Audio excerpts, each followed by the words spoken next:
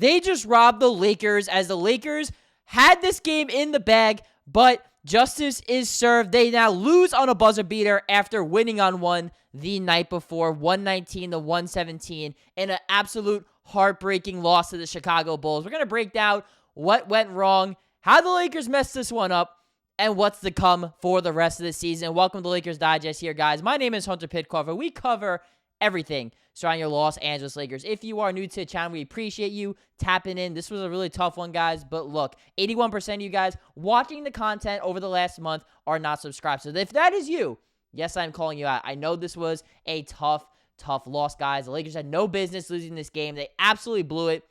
We're going to do our best, though. We're not going to blow fourth quarter leads like the Lakers, so subscribe to the channel if you haven't already, and let's get into today's video, guys, because what a heartbreaker. That's just the best way I can describe this loss. Is absolutely heartbreaking. The Lakers were up, 16 points in the fourth quarter. They immediately blew the lead, and then they're up 5 freaking points, 115-110 with 20-something seconds left. The Bulls hit a 3. Then Josh Giddey gets the steal on the LeBron inbound pass that was intended for Austin Reaves, kicks it back out to Coby White. He hits a 3 to take the lead. Then you have Austin Reaves making a layup with 3 seconds left. The Chicago Bulls have 0 timeouts. Josh Giddey gets a clear look from half court and absolutely nets that MFer and sends the Lakers packing to Memphis for their game on Saturday. I mean, this is horrible, guys. I mean, I'm watching the Duke game right now. It's halftime as I'm recording this. That's why this video is coming out a little bit late. I'm hoping Duke can pull off this one. But with all that being said, of course, I was watching this game as well to try to give you guys this Lakers content. My other co-hosts were not able to make it, so I got you guys. Don't worry, on the late night here. But how the hell do you lose this game? I mean, the Lakers just amaze me with the ways they are able to just blow fourth quarter leads, especially against the Chicago Bulls, like they did in the game last time they played, except that was a second half lead they lost. And there is no excuse to lose to a team like this. 0. I give the Bulls a ton of credit for fighting and giving the Lakers absolute hell in these 2 games. I applaud you guys. Josh Giddey has really found his own as of late for this team. Coby White has been terrific. They had some really good young guys, a good mix of veterans there. And they probably are a star or 2 away from being a legitimate team. They're probably too good to win the lottery, but if the ball bounces their way a little bit, since it is March Madness, I think Cooper Flag would fit pretty well there. But with all that being said, we're going to focus on the Lakers. This is Lakers Digest. What are they doing? I mean, let's just get into our next point, guys, because they're just keeping the door open in a lot of these games. And looking at what the Lakers did tonight in this one, I mean, this was not LeBron's best game. 8 of 20 and an extremely costly turnover. 0 of 5 from 3 as well for only 17 points.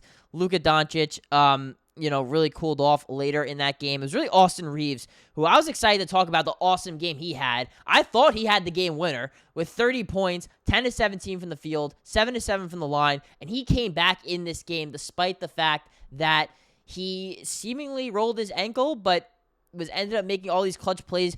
Awesome game as well from Jackson Hayes. I mean, 19 points, 8 boards, 3 on the offensive end, 9 of 11 from the field. I mean, it really felt like that pick and roll with Austin and Jackson getting those easy dunks, and even hit that little, hook shot kind of.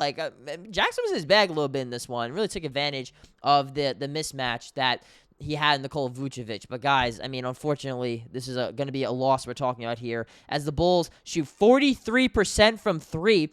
And they weren't even shooting that well. I think they were 7 of 22 at one point in the game. So they absolutely caught fire. I think they were 9 of 12 or maybe 10 of 13 from the 3-point line in the fourth quarter. I mean, you guys can look it up for yourselves. But it was absolutely just embarrassing. I mean, when you have guys like Josh Giddey hitting 4 threes. I know he's shooting a much better percentage this year, but 4 threes from him, 5 for Coby White, 5 from Kevin Huerter. You got 2 from Pat Williams.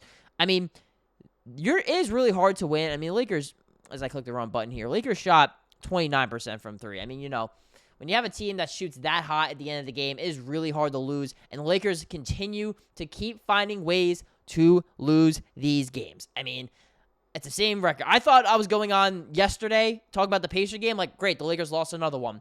Except they were getting in with a lucky tip-in. We talked about in that post-game coverage, if you guys watched last night, about how can the Lakers build off this? And it looked like they were. They were down 13 points early in the first quarter in this one.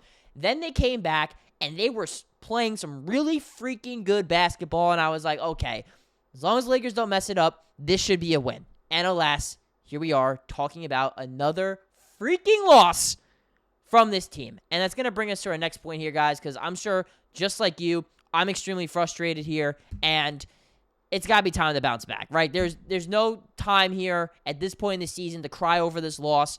You got to pick yourself up by the bootstraps and get ready for the next game here because it is coming up quickly. You have the Memphis Grizzlies. And guys, if you've been watching the channel, I've been talking about it. This is the most important stretch of the rest of the regular season for the Lakers. They're going to be at Memphis Saturday night. On Monday, they'll be at home against Houston. And then on Thursday, if I'm reading that right, they'll be at home against Golden State as well.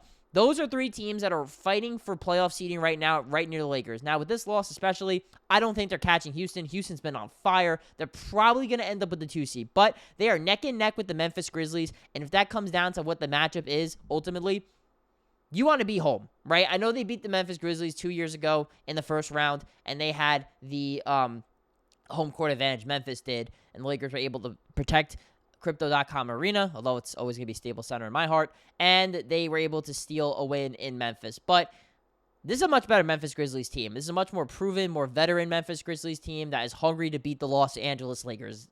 And so beating them here will really help them ultimately try to get to their goal of at least hosting one playoff series. And then ultimately, I don't think the Lakers are going to get to the 3, especially they're going to have to run the table essentially here because after that, this schedule does not get easier. Your easy game, quote unquote, is the New Orleans Pelicans at home. That screams trap game after 3 tough games there. Then they got back-to-backs in OKC against the Thunder.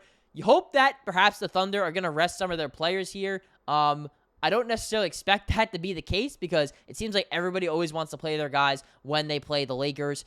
But it would make sense if the Thunder sat guys at least for one of those games, if not 2, because they have pretty much, I think if they haven't already, they've basically locked up the 1 seed in the West. Then a very emotional game against the Dallas Mavericks here. Going to be Luka Doncic's first home game in Dallas since he was traded, and probably Anthony Davis's first game against the Los Angeles Lakers since he was traded. And then they're going to be at home against Houston, and then they got the Portland Trailblazers to close out the season here. So at the end of the day, guys, every game matters at this point. Every game matters, period, but every game matters when it's this close in the West, and the Lakers absolutely blew it. And yes, it took a half-court shot for Josh Giddey, a 1 in however many chance to beat the Lakers. But with that being said, the Lakers should have never, and I mean never, have been in that situation. So tough loss for the Lakers. Go cry about it now because they got a quick turnaround here in Memphis coming up on Saturday night. And if you want to keep up with all of our game coverage as well as everything we cover here on the Lakers, news, breaking news, reports, rumors, game coverage, all that in between, hit that subscribe button. Again, if you're watching, you've watched all the way through this video and you are not subscribed because 81% of you guys watching our content are not, stop what you're doing right now. Hit that subscribe button, reset platinum status, as we will keep you up to date with everything surrounding the Los Angeles Lakers here on Lakers Digest.